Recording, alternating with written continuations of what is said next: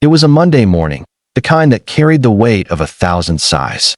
The glass towers of Harrison Industries gleamed under the pale sunlight, a symbol of success and power. Inside, people in crisp suits hurried along the marble floors, eyes on their phones, minds on deadlines.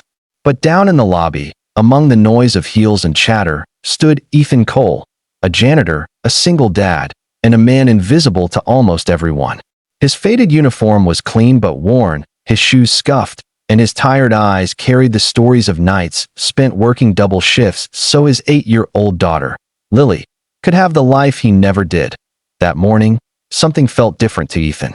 As he mopped near the main elevator, a faint metallic groan echoed inside the shaft.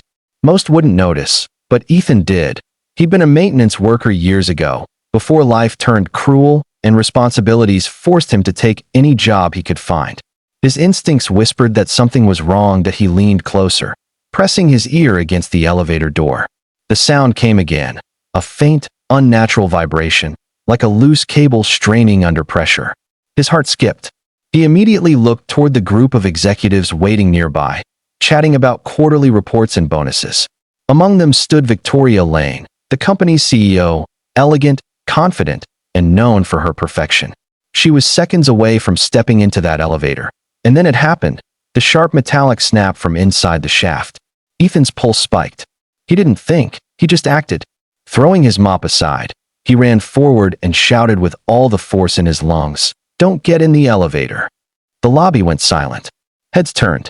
The CEO froze mid-step. For a moment, everyone stared, the janitor yelling at the company's most powerful woman. Someone laughed awkwardly. Another whispered, "What's wrong with him?"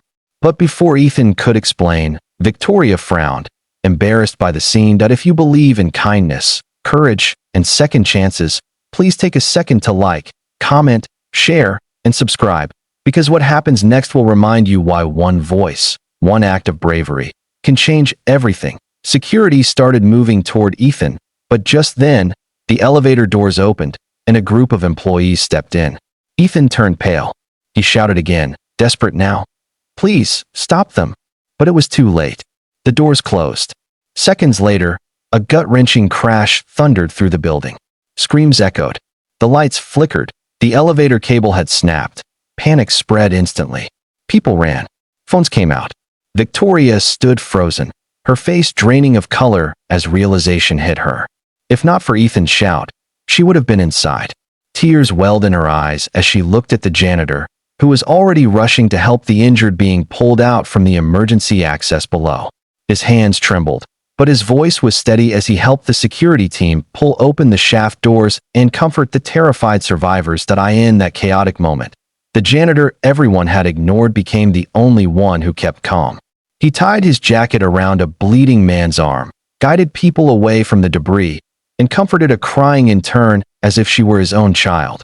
When the rescue teams arrived, Victoria quietly watched him. The man she'd barely noticed before had just saved her life, and several others. Later that afternoon, the building was cleared.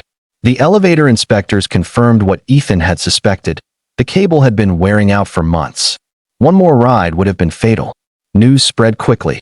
The staff couldn't stop talking about the janitor who saved the CEO. But Ethan didn't stay to hear it. He clocked out quietly and took the bus home. That night, at a small apartment in the city's quiet corner, Ethan sat with his daughter Lily. She asked why he looked so tired, and he just smiled, saying, "Daddy just had a busy day." She climbed into his lap, showing him her drawing. 2 stick figures holding hands beside a big, shining sun. Under it, she'd written, "My hero, Daddy." He hugged her tighter. For all the world's noise, that simple picture meant more than any recognition. The next morning, when Ethan arrived at work, something felt off again, but this time in a good way. People looked at him differently. They smiled, nodded, even whispered thanks. As he approached the janitor's closet, he saw a tall figure waiting there. Victoria Lane herself. She wasn't wearing her usual armor of pride and distance. She looked humbled. "Mr. Cole," she said softly, "you saved my life yesterday. I don't know how to thank you." Ethan fumbled with his cap, unsure how to respond. "Just doing my job, ma'am," he said. But she shook her head. "No, you did much more than that. You listened when everyone else was too busy talking." That moment marked the beginning of something no one expected. Over the next few weeks, Victoria launched an internal investigation and discovered that multiple maintenance requests for that same elevator had been ignored. A culture of negligence had been hiding beneath layers of corporate pride. She made changes, serious ones. But she also did something personal. She promoted Ethan, not out of pity, but respect. He became a safety supervisor, responsible for inspecting and maintaining all equipment, the role he was truly skilled at before life had knocked him down. For the first time in years, he didn't just have a job. He had dignity again. When the company gathered for a special meeting to honor him, the applause was thunderous. Reporters wrote about the janitor who saved a CEO, but for Ethan, it was never about fame. When he was asked to speak, his words were simple yet unforgettable. "I didn't shout because I wanted to be a hero.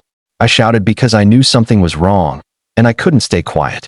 Sometimes, the smallest voice can make the biggest difference, if it speaks up at the right moment. The room fell silent. Some had tears in their eyes. Even Victoria, who'd built an empire on logic and power, realized she'd learned something money could never buy: the worth of humility and humanity. In the following months, she often stopped by Ethan's office just to talk. They spoke about life, family, second chances. She learned about his late wife, about the nights he'd spent cleaning offices while reading bedtime stories to Lily over the phone. And in those quiet conversations, something shifted.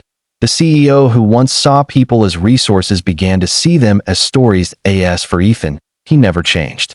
He still carried his old janitor's badge in his wallet, not as a reminder of where he worked, but of who he was. One rainy evening, as he was leaving work, Victoria called out, "Ethan." He turned, smiling. She handed him a small envelope. Inside was a scholarship letter for Lily, a full sponsorship for her schooling. "You gave me my life," Victoria said, her voice trembling. "Let me give your daughter her future." Ethan couldn't speak. Tears filled his eyes as he whispered, "Thank you for seeing us."